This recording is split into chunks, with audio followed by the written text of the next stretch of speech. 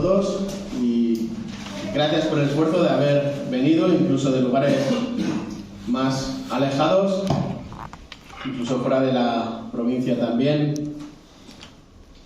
Y como ha dicho Rafa, estamos con las 3 razones para amar y obedecer a Cristo y por lo tanto apreciar su iglesia, que esa es la idea final. Eso es lo que nos gustaría poder ver y observar en esta mañana y sobre todo en esta serie que estamos, el poder realmente disfrutar de la realidad de la iglesia y lo que implica la iglesia y de poder amar y disfrutar de la iglesia. Recordáis que ayer comenzamos con varias preguntas y vamos a seguir con ese mismo método. ¿Por qué la iglesia no crece, sino que en ocasiones decrece? ¿Qué se está haciendo mal fuera? Y vamos a ir descendiendo de niveles. ¿Qué estamos haciendo mal nosotros? ¿Qué estoy haciendo mal yo, personalmente? Y una vez que tengamos el diagnóstico, hay que ponerle remedio, y es un remedio que tiene que ver con cada uno de nosotros de manera personal. ¿Recordáis? La iglesia existe por 2 motivos, fácil de recordar. Los 2 empiezan por la E. Es una regla mnemotécnica que nos ayuda a poder recordarlo. ¿Recordáis? Lo primero que tiene que hacer la iglesia es la evangelización. La evangelización. Y esto es algo que encontramos en muchos lugares en el Nuevo Testamento, pero especialmente recordáis Mateo 28, versículos del 18 al 20. Y después está la segunda E, la edificación de los creyentes. Y con la edificación de los creyentes, el equipamiento de los creyentes, viene después esa explosión de la evangelización en el lugar en el que cada uno el Señor nos coloca.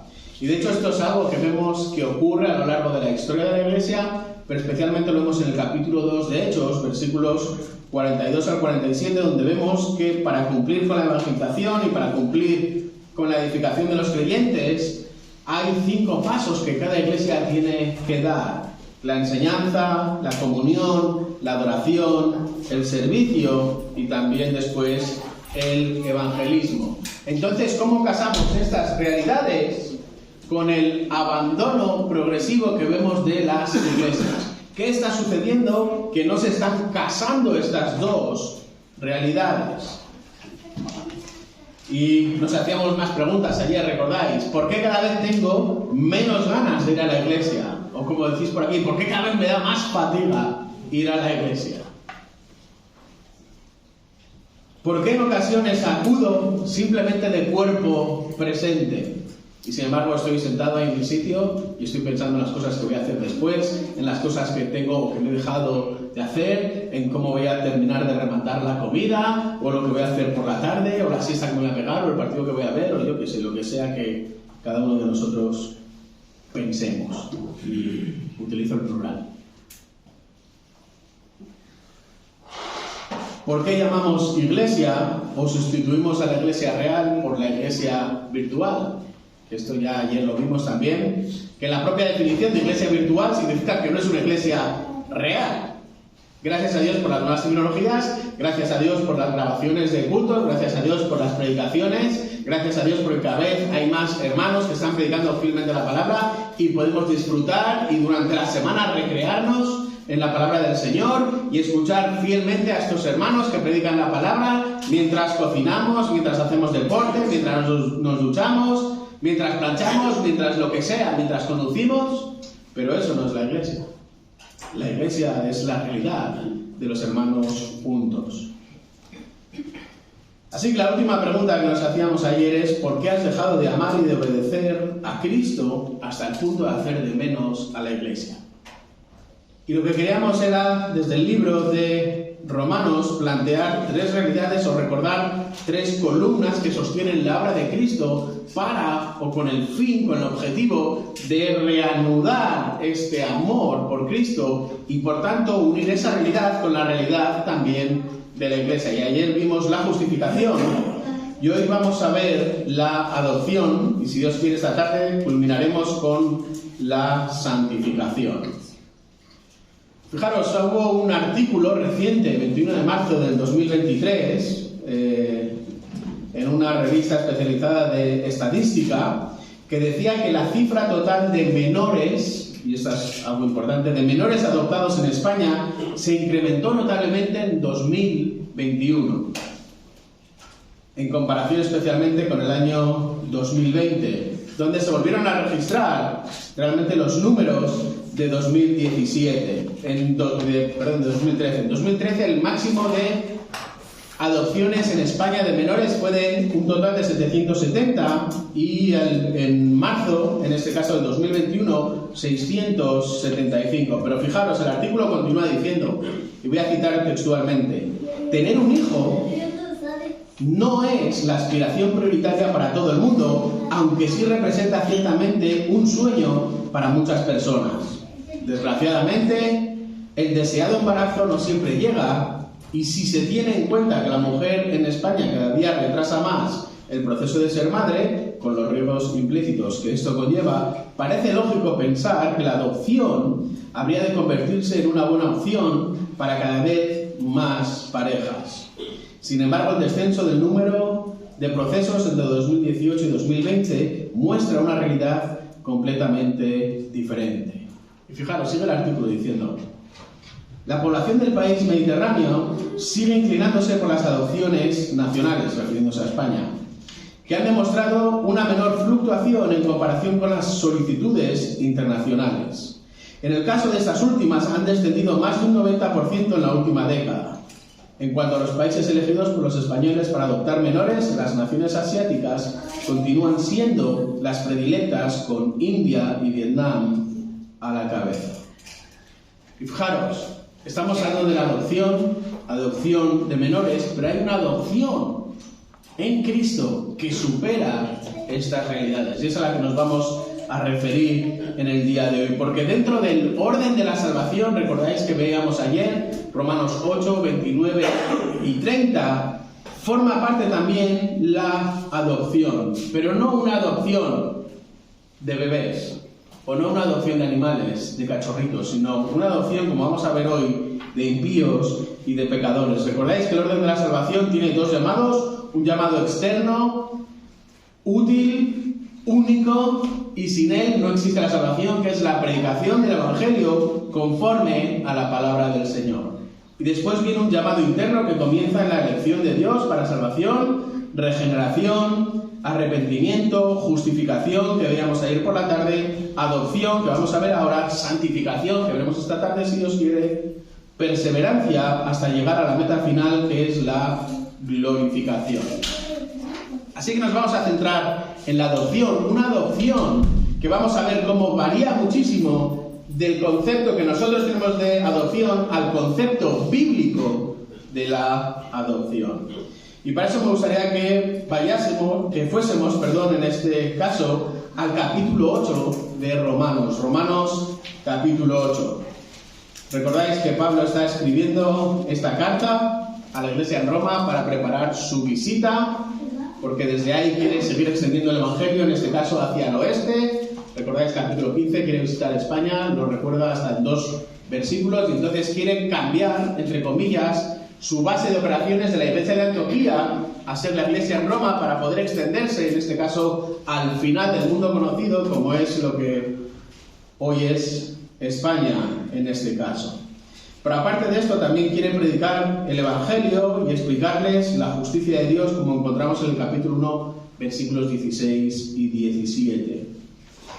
Y dentro de este libro encontramos cómo Pablo está explicando lo que es la condenación, la justificación, la santificación, la restauración, y cómo esto tiene que ver con toda la realidad del creyente.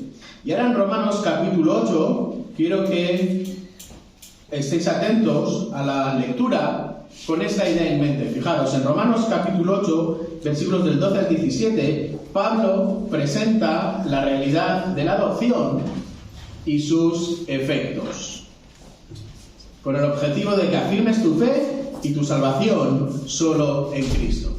Y si recordáis, esta es la misma idea que vimos ayer. Ayer hablamos de que Pablo presenta la realidad de la justificación, hoy de la adopción, y esta tarde será de la santificación y sus efectos para que afirmes tu fe y tu salvación solo en Cristo.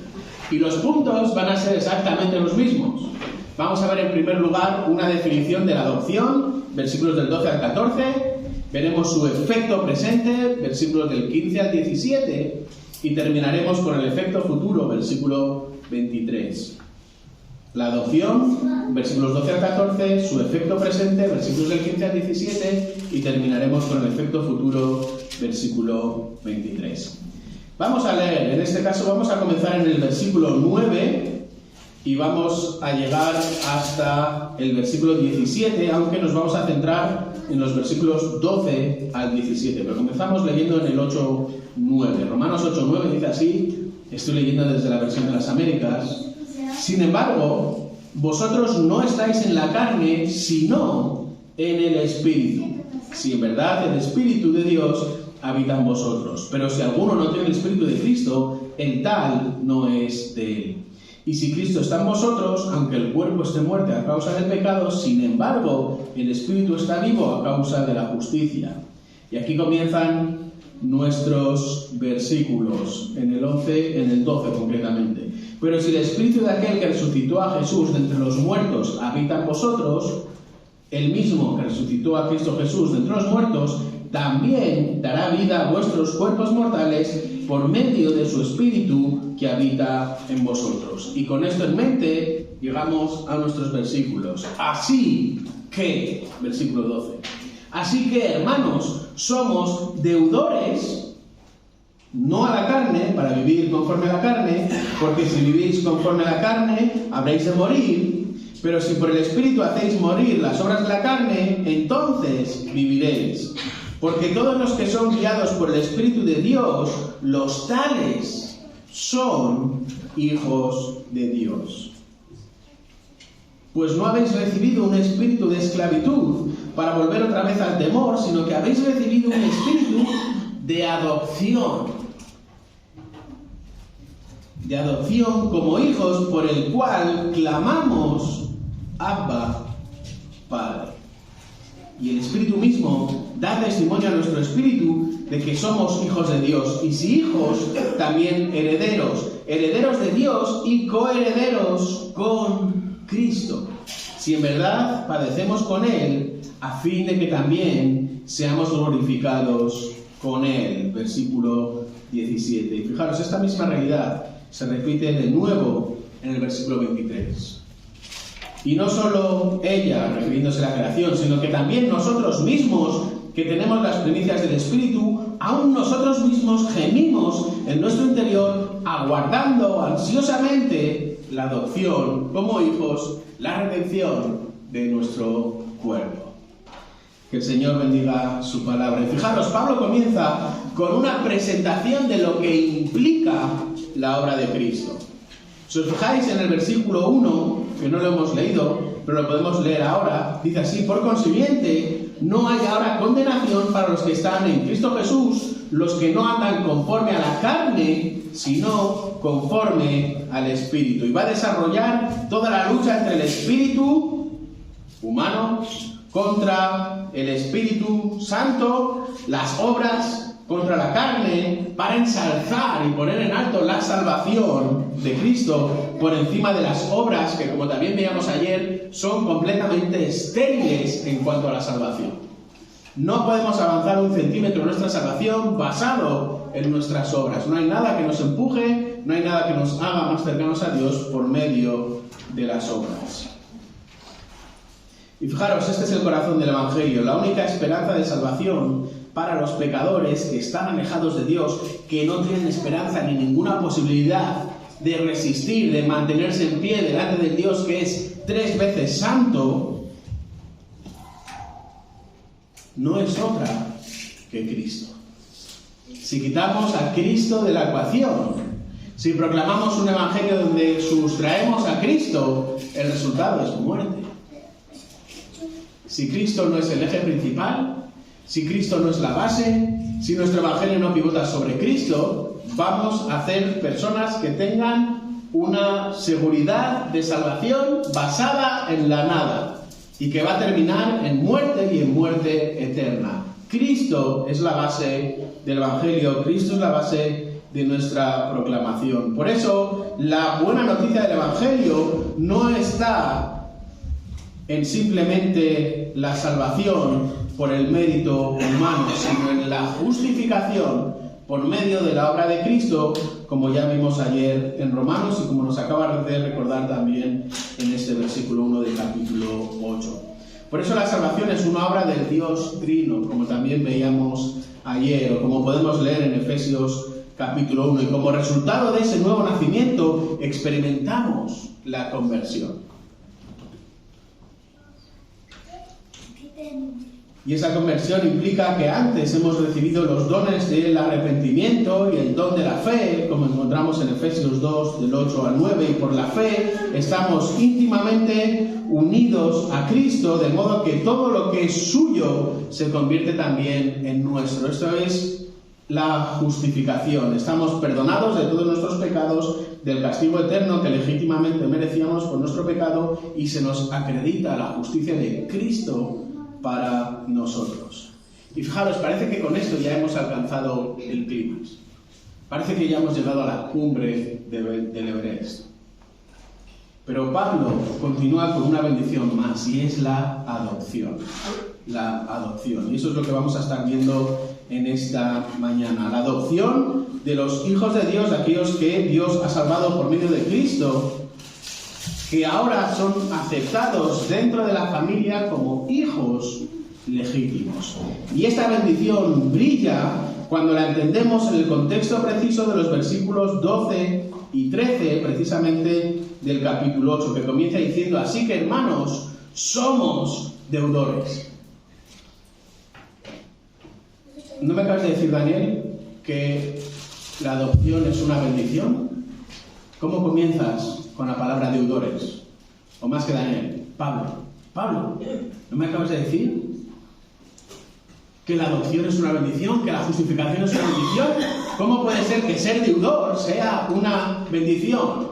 Y este deudor es un concepto interesante, porque Pablo se está preguntando: ¿a quién estás dando tu lealtad? ¿A quién estás siendo leal? ¿Dónde está tu lealtad? Y especialmente, ¿dónde está tu lealtad? ¿O a quién estás dando tu tiempo, dando tus energías, dando todo lo que eres, una vez que has sido salvado, una vez que has sido justificado?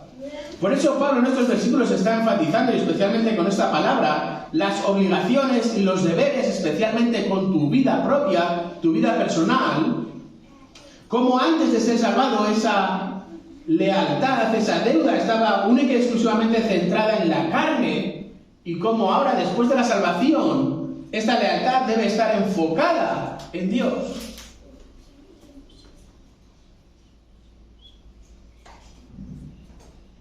Y recordáis, él lo explica de una manera tremendamente clara. Yo anteriormente era leal ¿a qué? ¿Recordáis? Saulo, ¿a quién era leal? A la carne, al judaísmo, a esta religiosidad que tenía una apariencia de ser bíblica, pero que estaba completamente alejada de Cristo. Sin embargo, ahora, una vez que he sido salvado, una vez que he sido rescatado, ¿a quién estoy siendo leal? Por eso ahora en Cristo, habiendo sido salvado, la obligación previa a la carne ya no existe, y es reemplazada por una lealtad inquebrantable a Cristo. Entonces, si Dios ha hecho una obra de salvación en tu vida, tu lealtad ya no debe girar en la esfera de la carne, sino que tiene que girar en la esfera de las cosas de Cristo. Y dentro de la esfera de las cosas de Cristo está la Iglesia. Si Dios te ha salvado, tu lealtad es a Cristo, no es a la carne. ¿Por qué? Versículo 13. Porque si continúas viviendo con tu lealtad en la carne, dirigido por la carne, sin poder dejar de obedecer a la carne, entonces estás evidenciando que ha habido un paso que no se ha dado en tu vida en cuanto a la justificación. Porque no puede ser que sigas obedeciendo a la carne, guiado por la carne, en esa lealtad total a la carne, si Dios ha hecho una obra de salvación en tu vida a través de Cristo.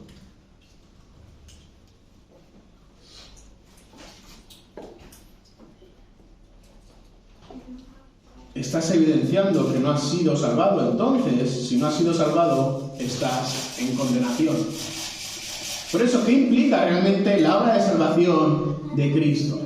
Y esto Pablo lo condensa o lo explica precisamente en el versículo 14 en positivo. Si Dios te ha salvado en Cristo, entonces vivirás conforme, de acuerdo, con una lealtad que está guiada por el Espíritu Santo. ¿Y ahora qué significa esta lealtad guiada por el Espíritu Santo o por el Espíritu de Dios que encontramos en el versículo 14? ¿Qué es ser guiado por el Espíritu Santo? Y aquí podríamos abrir, si me permitís la expresión, el melón y estar el resto del día hablando de lo que no es ser guiado por el Espíritu Santo. Ser guiado por el Espíritu Santo no es abrir la Biblia y decir, aquí, voy a predicar aquí, que el Espíritu sea el que me mueva. Ser guiado por el Espíritu Santo no es saltarme lo que dice la palabra y hacer lo que yo piense que el Espíritu Santo me dice. Sino ser guiado por el Espíritu Santo es que sea el propio Espíritu Santo el que dicte tu vida, a quien tú debes tu lealtad. En otras palabras, ser guiado por el Espíritu Santo es ser lleno del Espíritu Santo, tal como encontramos en Efesios 5, 18. Y su paralelo de la carta de Efesios 5, 18 está en Colosenses 3, 16, que la palabra de Cristo habite en vosotros. Y estamos hablando del Espíritu Santo y de la palabra de Cristo. Y el Espíritu Santo es el autor con mayúsculas de la palabra de Cristo, con lo cual no puede haber disociación en ellas. Y especialmente en estas dos cartas, que son dos cartas gemelas, la carta a los Colosenses y la carta a los Efesios. La carta a los Colosenses, que se centra en el cuerpo de Cristo, se centra en la cabeza de Cristo, se centra en Cristo, se centra en la cabeza del cuerpo, y Efesios se centra en el cuerpo de Cristo, se centra en la Iglesia. ¿Qué es ser lleno del Espíritu Santo? ¿Qué es ser guiado por el Espíritu Santo? Ser lleno de la palabra, ser dirigido por la palabra. Y si queréis, luego cuando lleguéis a vuestras casas podéis hacer dos columnas con los versículos que vienen después de Efesios 5:18, de Colosenses 3:16, y veréis que son tremendamente iguales. Son paralelos porque tienen un efecto, en primer lugar en la iglesia y después en la familia, comenzando por la esposa, el esposo, los hijos, los padres, los esclavos y terminando precisamente con los amos. Y las reacciones, lo que supone cada una de estas cosas, son exactamente las mismas. Esto es ser guiado por el Espíritu Santo. No es ser guiado por una fuerza, no es ser guiado por el viento, no es caerse de espaldas, no es darle vuelta a la chaqueta, ni otra serie de, iba a decir tonterías, locuras que podemos encontrar en muchos vídeos por internet. Ser guiado por el Espíritu Santo es ser guiado por la palabra de Dios. Eso es el Espíritu Santo, y eso es ser guiado por el Espíritu Santo. Ahora, ¿en qué se basa esta guía? ¿Cómo se puede evidenciar? Eso es lo que Pablo nos explica a continuación con el efecto presente en los versículos 15 al 17. Y una vez que entiendas la justificación, como vimos ayer, una vez que entiendas la adopción que acabamos de ver hoy y que afirmes tu fe en Cristo y tu salvación en Cristo, entonces podrás disfrutar de estas realidades dentro, en el marco de la Iglesia. Y antes de entrar en los efectos presentes de la adopción, tenemos que entender el concepto con el que Pablo está refiriéndose a la adopción. Y aquí, en cierto modo, vamos a tener que viajar en el tiempo y volver al siglo I. Y cuando volvemos al siglo I, vemos y entendemos cómo se legislaba la adopción, porque para nosotros la adopción siempre pensamos en menores, siempre pensamos en cachorritos. Y si puede adoptar una niña o un niño que tenga horas, mejor que si tiene días, mejor que si tiene semanas, mejor que si tiene meses. De hecho, esto es el drama precisamente de la adopción. Esos niños que van cumpliendo años y que van creciendo y que ya nadie quiere adoptar porque ya tienen cierta edad. Todos queremos niños pequeños, todos queremos cachorritos. Sin embargo, en el siglo I se adoptaban hombres maduros, hombres de pelo en pecho. No se adoptaban niños. Y es muy interesante que dentro del derecho romano, especialmente el título 11 del libro primero de las instrucciones de Justiniano, se recoge todo lo relativo a las adopciones. Y en Roma la adopción era un acto solemne por el cual se recibía legalmente como hijo a una persona que era ajena a la familia. Y se recibía como hijo con todos los derechos y con todas las obligaciones. De hecho, la adopción en Roma se utilizaba para evitar que se perdiese el nombre de la familia. La familia, recordad, especialmente en este momento de la historia, es una herencia que se ha ido transmitiendo de unos a otros. Son unas tierras a las que estás apegado, es una casa, es una familia, es una estirpe que debe continuar de un modo natural por medio de la descendencia. Pero ¿qué ocurre cuando no hay descendencia? ¿Qué ocurre cuando esta familia se va a cortar porque no ha habido descendencia natural? ¿Dónde va a acabar toda esta riqueza? ¿Recordáis ese era el dolor de quién en el Antiguo Testamento? De Abraham. ¿Qué va a suceder con todo lo que tú me has dado? Uno de los hombres más ricos de la historia. No tengo un hijo natural. ¿Qué vamos a hacer con esta realidad? Y esto mismo sucedía en Roma. Pero fijaros, era un tema tan importante que las mujeres no podían adoptar. Solo el padre podía adoptar. Y aquí está también, se mezcla la realidad del pater familias, que haremos alguna referencia. El pater familias era el que tenía el derecho total sobre la familia. El pater familias tenía derecho sobre sus hijos, incluso aunque sus hijos estuviesen casados y formasen sus propias familias, hasta la muerte del pater familias. Tenía derecho sobre los bienes, incluso sobre la vida de sus propios hijos, de sus esclavos y de sus descendientes, aunque ya fuesen entidades autónomas. El pater familia tenía el derecho total sobre los hijos. De hecho, cada vez que la mujer daba luz, lo primero que hacía era traer el bebé y ponerlo a los pies. Y era el padre de familia el que decía sí o no, y si era no, automáticamente era echado a la calle, con horas de vida, y bien era comido, devorado por los perros, o bien era rescatado para acabar como esclavo, o cualquier otro tipo de atrocidades que puedan pasar con un bebé de unas horas. Este era el pater familias. La esposa tenía los derechos tan limitados que no tenía la libertad de comer ni de cenar con la familia a menos que el padre de familia diese una orden para que así pudiese suceder. Este es el caldo de cultivo, esta es la realidad en el que estamos hablando de este tema de la adopción. De hecho, el hijo no gozaba de independencia económica hasta que él mismo no se convirtiese en pater familias.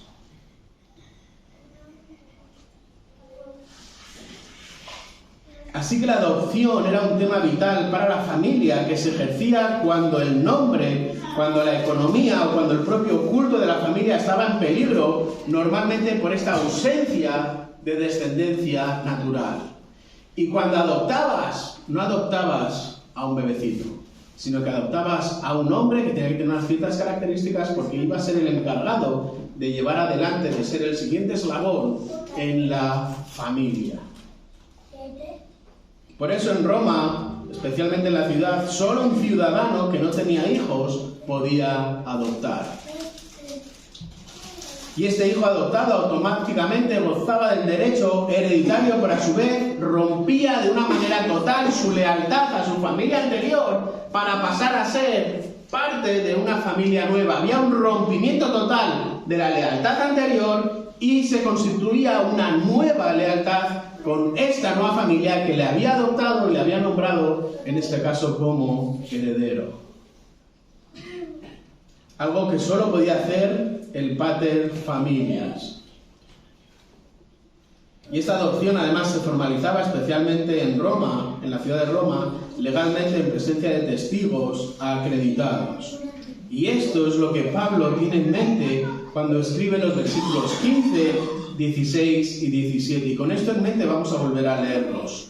Pues no habéis recibido un espíritu de esclavitud para volver otra vez al temor, sino que habéis recibido un espíritu de adopción como hijos, por el cual clamamos, Abba, Padre. Y el Espíritu mismo da testimonio a nuestro espíritu de que somos hijos de Dios. Y si hijos, también herederos, herederos de Dios y coherederos con Cristo, si en verdad padecemos con Él, a fin de que también seamos glorificados con Él. Y fijaros, en el presente, el espíritu de esclavitud al pecado, al temor, a la vida en la carne, el yugo del pecado, ha sido roto por medio de la obra de Cristo. Has sido justificado. Ya no estás bajo la esfera de la carne, ya no estás bajo la esfera del pecado. El pecado ya no tiene un dominio sobre ti como lo tenía anteriormente. Ya no perteneces a esa familia, ya no debes lealtad a esa familia, sino que ahora has recibido la adopción que te permite dirigirte al Dios que es 3 veces santo, como Abba. Y este es un término arameo muy familiar. Esta es la manera única en la que tú te diriges a tu Padre. Nosotros, en mi caso, nos criamos en San Sebastián y a mi padre le llamamos Aitá. Y a Aitá solo le llaman mis hermanos, mi hermana, bueno, Itán, que es el quinto Beatle, por así decirlo.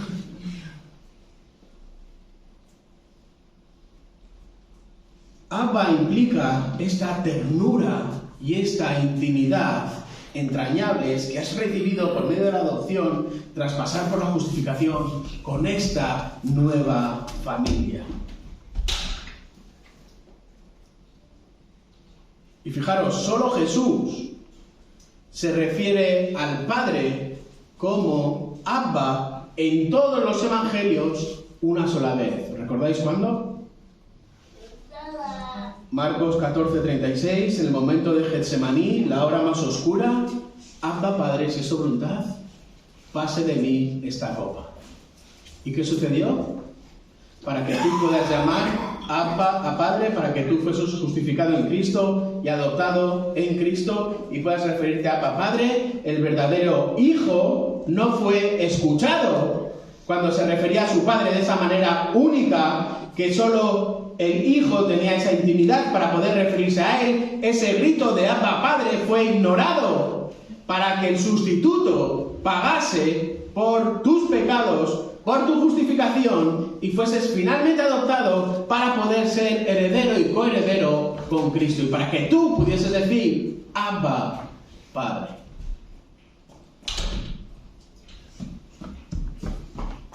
Así que tú y yo, que hemos pecado, que hemos vivido en una vida de rebeldía total, que hemos estado bajo el yugo de la carne, bajo el yugo del pecado,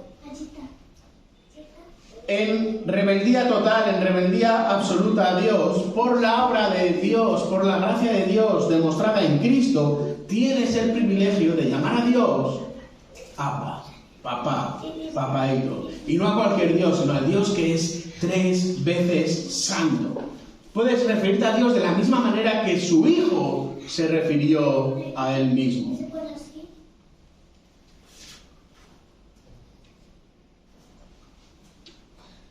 Has venido a Cristo. Has sido salvado por medio de la obra de Cristo. El evangelio que predicas es un evangelio que exalta la obra y la figura de Cristo. Fijaros cuando Pablo escribe un poquito más adelante en Efesios capítulo 2. Fijaros, acompañadme ahí, Efesios capítulo 2. Vamos a leer desde el versículo 1. Y con esto en mente de la justificación y la adopción, fijaros lo que encontramos en Efesios capítulo 2, versículo 1. Y Él os dio vida a vosotros, que estabais muertos en vuestros delitos y pecados, en los cuales anduvisteis en otro tiempo Según la corriente de este mundo, conforme al príncipe de la potestad del aire, el espíritu que ahora opera en los hijos de desobediencia, entre los cuales también todos nosotros en otro tiempo vivíamos en las pasiones de nuestra carne, satisfaciendo los deseos de la carne y de la mente, y éramos por naturaleza hijos de ira, lo mismo que los demás. La lealtad a la carne, la lealtad al pecado. Versículo 4. Pero Dios, no por lo guapo que eres, no por las obras que haces, no por tus potencialidades futuras, sino que, pero Dios, que es rico en misericordia, por causa del gran amor con que nos amó, aun cuando estábamos muertos en nuestros delitos, nos dio vida juntamente con Cristo. ¿Cómo? Por gracia habéis sido salvados. Y con Él nos resucitó, y con Él nos sentó en los lugares celestiales en Cristo Jesús, a fin de que podamos mostrar en los siglos venideros las sobreabundantes riquezas de su gracia por su bondad para con nosotros a través de Cristo Jesús. Porque por gracia habéis sido salvados por medio de la fe, y esto no es de vosotros, no es algo que producís, no es algo que ganáis, no es algo que podéis hacer, sino que es un don de Dios. No por obras, para que nadie se gloríe. Así que ven a Cristo, porque Cristo es el único capaz de revertir esta lealtad a la carne en una lealtad nueva a Dios. Porque solo Cristo, como Hijo a todos los efectos, y solo a través de su obra, tienes incluida la herencia. A pesar de tu pasado, a pesar de tu pecado, a pesar de tu desobediencia.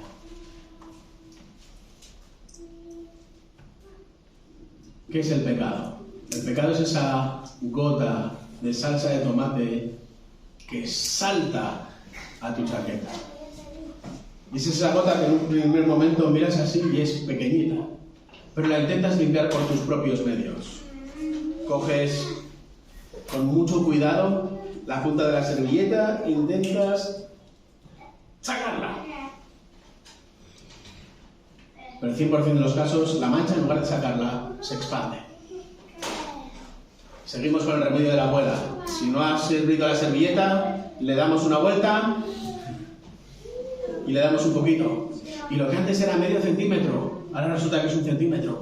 Tercer remedio, vamos al vaso de agua, mojamos un poquito y le damos. Y lo que era un redondelito, ahora ya parece una medalla conmemorativa. Con lo cual ya tenemos que levantarnos, ir a la cocina y con esa misma servilleta mojar una gotita de Fairy, Mistol o sucedáneo. Y venga a quedarle. ¿Y qué sucede? Que al final esa gotita ha atravesado la chaqueta, ha atravesado la camisa y ha llegado incluso a la camiseta interior. Has intentado lidiar con el pecado a tu manera, pero el efecto es cada vez peor. Esta es la misma realidad. Pero Dios, por medio de Cristo, toma tu pecado, por muy feo, enorme, destructor que sea, por muy profunda que sea esa mancha, y en Cristo lo borra. Y pasas de ser enemigo, de odiar a Dios, de no obedecer a Dios, de vivir en un estilo de vida que provoca a Dios por medio de tu pecado, a que la obra de este sustituto haga que seas adoptado dentro de la familia, siendo no simplemente hijo, sino también heredero. Cuando no tenías nada, cuando no merecías nada, cuando tu lealtad era la equivocada, Dios, por medio de Cristo, te adopta en su familia con todos los derechos y con una herencia eterna también, como veremos más adelante. Recordáis la segunda carta a los Corintios, capítulo 5, versículo 21, al que no conoció pecado, hizo pecado por nosotros, para que fuésemos hechos justicia de Dios en Él. Y ahora gozas de una herencia presente y también de una herencia eterna, de una herencia futura. Y si ya estás en Cristo, si Dios ha hecho esta obra de salvación en tu vida a través de Cristo, entonces tienes que dar gracias a Dios, tienes que adorar a Dios por medio de esta salvación. Tienes que reconocer la obra de la justificación, tienes que reconocer esta obra de adopción y tienes que hacerlo junto con el resto de tus hermanos que también han experimentado esta misma realidad y que han dejado esta lealtad a la carne por una nueva lealtad a Dios por medio de la justificación, por medio de la herencia. Entonces tienes que venir y adorar a Dios, alabar a Dios y vivir la iglesia en la comunión de aquellos que comparten el mismo Abba que tú compartes ahora. ¿Os imagináis a un ciudadano romano que ha sido adoptado de una familia que ahora tiene un nombre como hijo, que ahora tiene una herencia y que sin embargo sigue viviendo abrazado a la familia anterior? Sería inconcebible. ¿Cómo puede ser que en nuestras vidas ocurra lo mismo? ¿Cómo puede ser que en nuestras vidas, a pesar de la obra que Dios ha hecho de salvación y este cambio de lealtad del pecado a esta nueva vida en Cristo, todavía sigamos como los toros con esta tendencia hacia las tablas, hacia la carne, hacia la vida anterior? Todo esto tiene que ser roto. Si Dios ha hecho una obra de salvación en tu vida y estás llamando Abba a Dios, vive como tienes que vivir, y para eso necesitas a la iglesia. Y es algo que dijimos ayer. Tienes que tener cuidado del que está delante tuyo, detrás tuyo en el banco, a tu derecha y a tu izquierda. No solo de ti mismo, sino que tenemos que cuidarnos también los unos a los otros. Y una vez que entiendes y disfrutas de esta justificación, una vez que entiendes y disfrutas de esta adopción, una vez que comprendes el efecto presente de la justificación y de la adopción, pasamos al último efecto, que es el efecto futuro que encontramos en el versículo 23. Y en este versículo 23 nos dice que, y no solo ella, refiriéndose a la creación, según vemos en los versículos anteriores, sino que también nosotros mismos, que tenemos las primicias del Espíritu, aún nosotros mismos gemimos en nuestro interior, aguardando ansiosamente la adopción como hijos, la redención de nuestro cuerpo. Y fijaros, las bendiciones presentes son una etapa, son un entremés, son un anticipo de lo que vamos a vivir, de lo que vamos a disfrutar, de la entrada de esta herencia, de lo que implica nuestra adopción como hijos y lo que implica esta redención, esta justificación. Y esta herencia solo la alcanzas si eres o has sido adoptado como hijo de Dios por medio de Cristo. Y fijaros también, tenemos que volver al siglo I, cuando muchos hermanos nuestros en la fe, Dios los salvaba por medio de la obra de Cristo siendo esclavos. Un esclavo no tenía derecho a la herencia. Y ahora simplemente van a alcanzar esta herencia en Dios por medio de la obra de Cristo. Imaginaros lo que eso suponía en el siglo I. La creación gime y nosotros también gemimos. Y este es un grito, un gemido que es colectivo, un anhelo de disfrutar de esta realidad eterna. Y cuanto antes, por eso gritamos, Maranata, ven Señor, ven pronto. No queremos disfrutar ya de esta etapa, queremos sentarnos ya en el salón y disfrutar por la eternidad del gozo de la salvación en presencia de Dios, con Cristo, con todos aquellos que nos han precedido en la fe.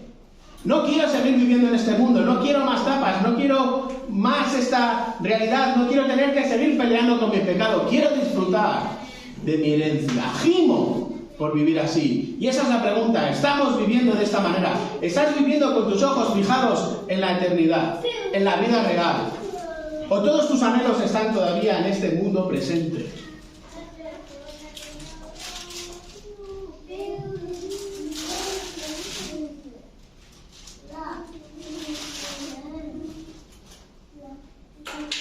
Fijaros, recordáis, lo hemos explicado en varias ocasiones, lo que implica ser redimido.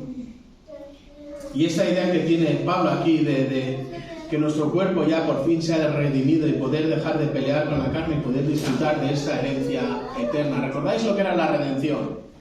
La redención se podía dar en dos casos. Y en los dos casos normalmente nunca eran positivos. Una, cuando había una guerra, normalmente y había esta colisión entre dos ejércitos, no se mataba a los capitanes, no se mataba a los generales, sino que estas personas ricas, estas personas en cierta posición, eran capturadas con vida para poder llevarlas como, en este caso, detenidos, como prisioneros de guerra. Pero no simplemente por el hecho de llevarlos como prisioneros de guerra, sino para poder sacar más beneficios de esta victoria. Después ibas y esquilmabas las ciudades, te quedabas con el botín, te quedabas con todas aquellas riquezas, con los animales, mujeres, hijos, todo lo que fuera que tenían, pero a estas personas que tenían un rango alto, las vendías por precio. Y era una actitud común. No simplemente te quedabas con el botín de la guerra, sino que además con estas personas podías obtener otro botín al vender su vida, y ellas tenían que ser redimidas, vueltas a comprar. Alguien tenía que pagar un precio alto, porque estas eran personas importantes, para poder volver a devolverles la vida. Y lo mismo sucedía en este caso con los esclavos. Imagínate un esclavo, que este es nuestro caso, que has huido de tu amo, que estás viviendo conforme a la carne, que no estás viviendo conforme a las realidades. Y Dios tiene que, una vez que estás expuesto en el mercado de todos los esclavos, con las verduras alrededor, con la casquería, con la frutería, y de repente ves que viene tu amo, aquel del cual te has escapado, aquel que le has hecho la vida imposible, viene de frente y ya sabes lo que te espera. Te espera la muerte, porque así se pagaba a los esclavos que huían de sus amos, con la muerte. Sin embargo, cuando llega este señor ante ti, dice: ese es el esclavo que yo quiero comprar. Y no lo voy a comprar por 30 piezas de plata, que era el precio estipulado por un esclavo, sino que voy a dar la vida de mi hijo. Mi único hijo. Y cuando has sido comprado y has sido redimido, no solo eso, sino que además, y aquí es cuando encontramos la realidad de lo que vemos en Lucas capítulo 15 con el hijo pródigo. No solo soy redimido, no simplemente vuelvo a la familia, sino que además tengo todos los derechos como heredero, como hijo principal. Esta es la redención.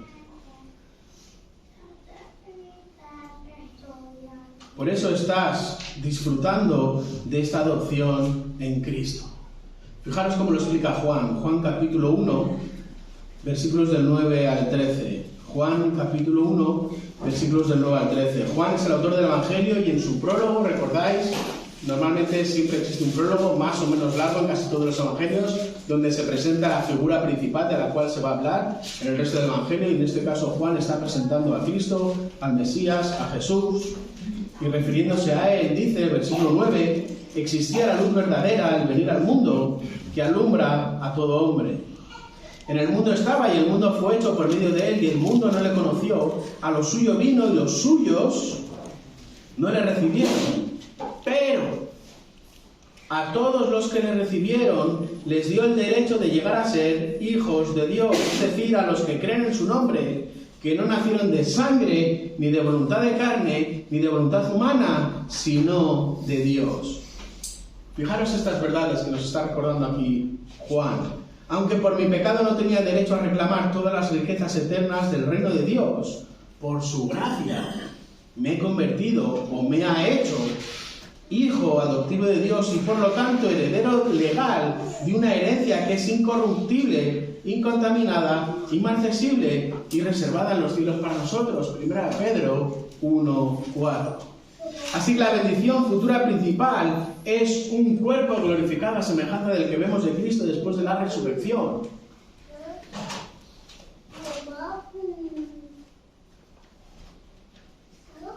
Un cuerpo que no podemos imaginar, porque será un cuerpo que no tendrá relación con el pecado, donde no habrá enfermedad, donde no te tendrás que pelear contigo mismo, donde no tendrás que decirte después de pecar tantas veces: Daniel, hijo mío, ¿qué estás haciendo?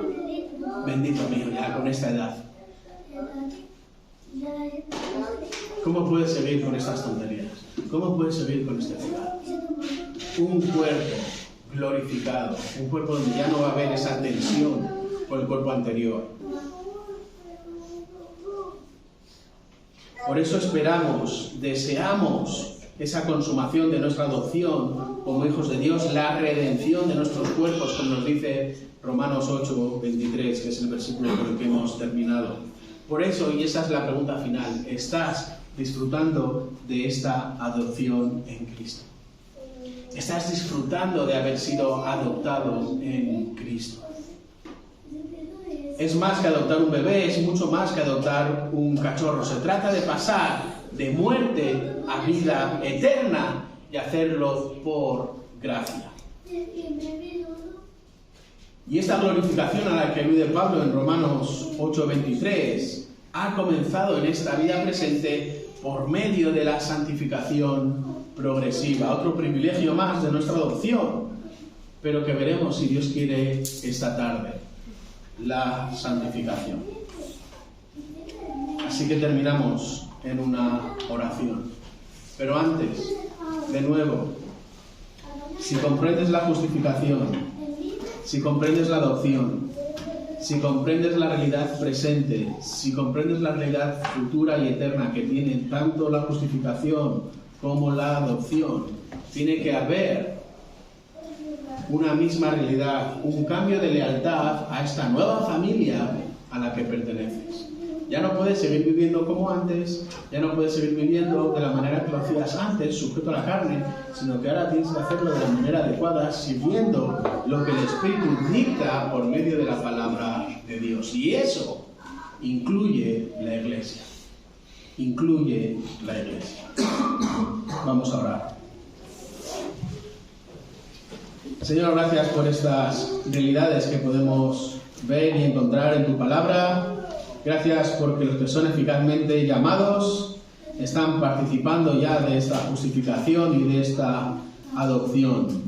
Gracias por lo que implica la justificación, el ser declarados justos, el ser declarados inocentes a pesar de nuestro pecado, pero gracias a la obra de Cristo, el sustituto con mayúsculas que paga por nuestro pecado y lo hace para que podamos recibir esta adopción, estos beneficios de estar en esta nueva familia donde ya no estamos sujetos y donde podemos probar en el día de hoy estos pequeños bocados, estas tapas, estos entremeses de lo que realmente será nuestra redención total, la redención, la regeneración de estos cuerpos de pecado, y poder disfrutar en este caso de estas realidades que incluso la propia creación, como hemos visto, también están gimiendo, anhelando que vuelvan a suceder.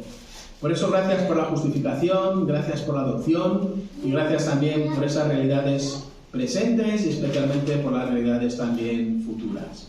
Gracias, Padre, por mis hermanos aquí. Pedimos que esto también se traduzca en poder edificar a nuestras iglesias, poder edificar el lugar en el que tú nos has colocado, y no solo poder edificar, sino también poder evangelizar en el lugar en el que tú también a cada uno de nosotros nos permites estar, bien sea nuestra familia, aquellos que todavía no han sido salvados en el trabajo, en el colegio, en la escuela, en la universidad o en cualquier otro lugar en el que estemos. Ayúdanos, Padre, a que así sea, y sobre todo a poder disfrutar de estos beneficios de la justificación y también de la adopción con el resto de nuestros hermanos, con aquellos que por medio de la obra de Cristo tienen esta capacidad y esta bendición de llamarte Abba, Papá, Papaíto, y hacerlo desde este respeto, con esta profundidad y con la gravedad que tiene el dirigirse a un Dios que es 3 veces santo, pero poder hacerlo con la confianza, con la sinceridad que supone el haber sido perdonados por la obra de Cristo en la cruz. Recibe toda la gloria, Padre, en el nombre de Jesús. Amén. Amén.